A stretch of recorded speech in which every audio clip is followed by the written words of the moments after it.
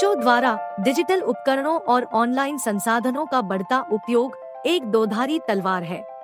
एक तरफ शिक्षाविद स्कूली शिक्षा में ऑनलाइन साधनों के द्वारा जो सुधार हुआ है उसकी सराहना करते हैं, तो वहीं दूसरी ओर इसी माध्यम के कारण इस बात का खतरा कहीं अधिक बढ़ गया है कि कहीं बच्चे कोमल मस्तिष्क और निगरानी की कमी के चलते कुछ बुरा न सीख ले या फिर किसी ऑनलाइन बुराई का शिकार न बन जाए।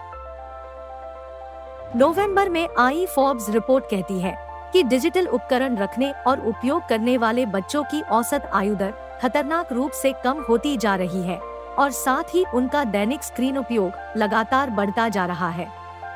इसमें कहा गया है कि हालांकि ये रुझान पहले से ही ध्यान देने योग्य थे, किंतु कोविड की महामारी ने स्पष्ट रूप से इस स्थिति को और भी विकराल कर दिया है, क्योंकि कई मामलों में इस कारण बच्चे वास्तविकता से इतना दूर हो गए हैं कि अब उन्हें अपनी उस ऑनलाइन दुनिया में रहना ही अच्छा लगता है।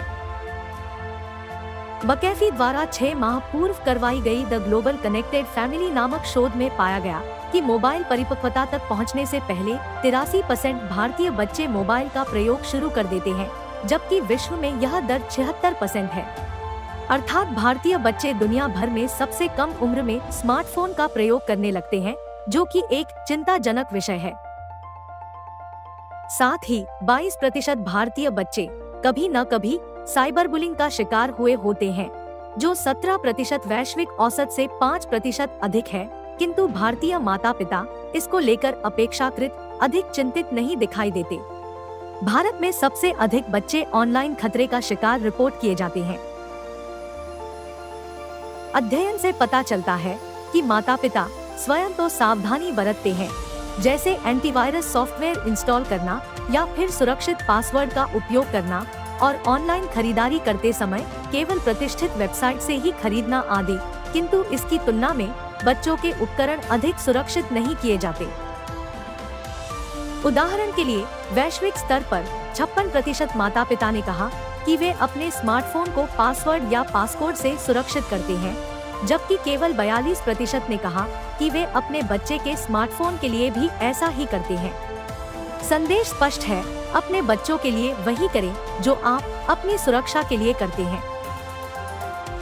जब ऑनलाइन सुरक्षा की बात आती है तो माता पिता लड़कों और लड़कियों को भी अलग अलग तरह से देखते हैं। स्पष्ट रूप से यह लिंग आधारित पूर्वाग्रह लड़कियों को लड़कों की तुलना में अधिक सुरक्षित बनाता है, जबकि यह पाया गया है कि लड़कियों की तुलना में लड़के अधिक ऑनलाइन समस्याओं का सामना करते हैं। तो आप अपने परिवार की ऑनलाइन सुरक्षा के लिए क्या कर सकते हैं? पहला, परिवार में ऑनलाइन गतिविधियों के बारे में खुली और पारदर्शी बातचीत के लिए माहौल बनाएं। परिवार के सदस्यों की ऑनलाइन आदतों और व्यवहारों को समझें, ताकि परिवार के सदस्यों को उनकी आदतों के अनुसार और उनके ऑनलाइन व्यवहार के बारे में समझाया जा सके।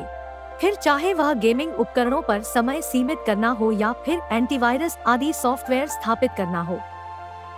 दूसरा, बच्चों को खतरनाक ऑनलाइन वेबसाइटों और व्यवहारों के बारे में शिक्षित करें, जैसे चैट कैसे और सबसे ज्यादा महत्वपूर्ण किससे करें और असुरक्षित साइटों पर जाने से कैसे बचें। हालांकि यह सब पर्याप्त नहीं है। हाल ही में बोस्टन कंसल्टिंग ग्रुप द्वारा किए गए एक अध्ययन में पाया गया कि साइबर स्पेस में बच्चों की सुरक्षा का सामना किसी एक देश द्वारा नहीं किया जा सकता है और इस समस्या का सामना करने के लिए एक व्यापक वैश्विक रणनीति की आवश्यकता होगी। 12 वर्ष से कम उम्र के लगभग सभी बच्चे अब कंप्यूटर, स्मार्टफोन, टैबलेट और अन्य मोबाइल उपकरणों के द्वारा ऑनलाइन पहुंच गए हैं। 81% बच्चे प्रतिदिन ऑनलाइन होते हैं।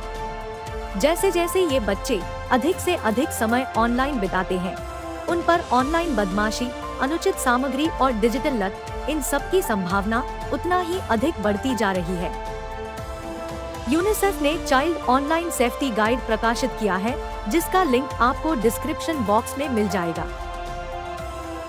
आपको ऐसा लग सकता है कि कुछ ज्यादा ही करने को कहा जा रहा है, किंतु बच्चों के खिलाफ साइबर खतरों को गंभीरता से नहीं लेने या उन खतरों का प्रभावी ढंग से सामना करने में विफल रहने के नतीजों को स्वीकार करना इससे कहीं अधिक कठिन और दुख भरा हो सकता है।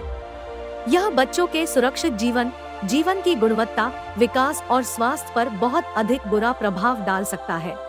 यदि आप चाहते हैं कि इस विषय पर आपको विस्तार पूर्वक जानकारी दें, तो कमेंट बॉक्स में अपनी राय जरूर लिखें।